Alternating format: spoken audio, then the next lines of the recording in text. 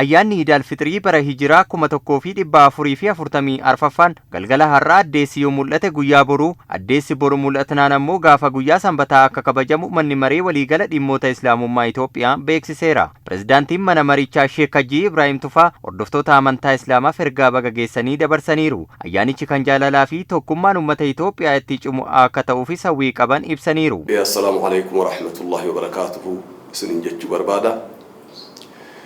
Itti aansee maqaa kootiif maqaa mana marii dhimmoota Islaamummaa waliigala Itiyoophiyaatiin Ciida Fitrii kan barakaa ciida guddoo bara hijiraa 1444tiin baga isin gahe baga nu gahe baga waliin nu gahe warra barana kabara dachaa deebi'u rabbi akka nu taasisu iida ulfinnaa iida nagahaa iida gammachuu iida tokkummaa iida jaalalaa rabbi akka nu godhu hawwaa. Tibba sooma ramadaanatti qaamoleen adda addaa hawaasa musliimaaf sagantaa afxiiraa gaggeessaa akka turan kan ibsan pirezidaantiin mana marichaa qaamolee nageenya eegsisanis ta'e kanneen sagantaa afxiiraa bakkeewwan adda addaatti qopheessaa turan galateeffataniiru. Xaarri daandii irratti godhame bifa addaatiin bifa takka biyya keenya keessatti hin dabriniin akkasumatti immoo ifxaarri mana manatti ifxaarri biiroo adda addaatitti ifxaarri waajjira adda addaatitti qaamni mootummaatii fi miti mootummaa muslimtoota jajjabeessuudhaaf gargaaruudhaaf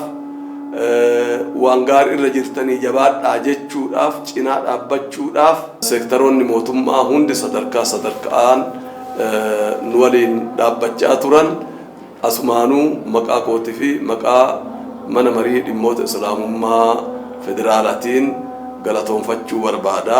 Salaata Iidaa bara kana irratti haasan abbootii amantaatiinis ta'e hooggansa siyaasaan akka hin jiraannes pirezidaantichi hubachiisaniiru. Warri qaaqaa dabarfachuu barbaannu achi as guyyaan bal'aatu jira, achi boodas guyyaan bal'aatu jira, madarakiin ergaan itti dabru baay'eetu jira.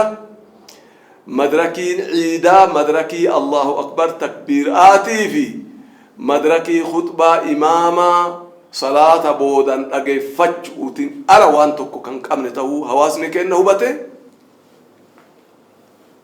fatwaan tunillee bilaasha osoo hin taane wanni godhamteef kanarraa ka'umsa godhattee wanta ta'eef kana hubatee uummanni keenya hojiirra oolcha jennee abdii gaarii qabna. Hawaasni musliimaa akkuma kanaan dura waan qaburraa kan hin qabneef qooda ayyaanicha kabajuu akka qabus Sheek Hajii Ibraahim Tufaa himaniiru. Dhumarratti rakkataa qabnaa naannoo keenya ollaa keenya hunda rakkataatu jira. Bara baranaa kana keessatti namni bifa hedduun miidhamaadha.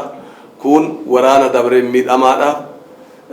Kun immoo tuyyuu caama rabbi uumeen miidhamaadha. Hiyyeessa ollaa kee jiru hundaan gargaarii gammachiisii wajji nyaadhaa wajji dhugaa waliin jiraadhaa nagaa keessaniin bahaa galaa nagaa biyyaa eegaa nagaa irratti jiraadhaa nagaa cimsaa kanuman jechuu barbaadaa.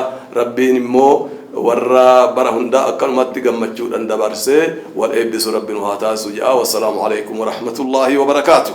Imala aajii bara kanaa teekinooloojii itti fayyadamuun rakkoolee kanaan dura muudachaa turan irraa bilisa taasisuuf hojjetamus Sheek Hajii Ibraahim Tufaa ibsaniiru.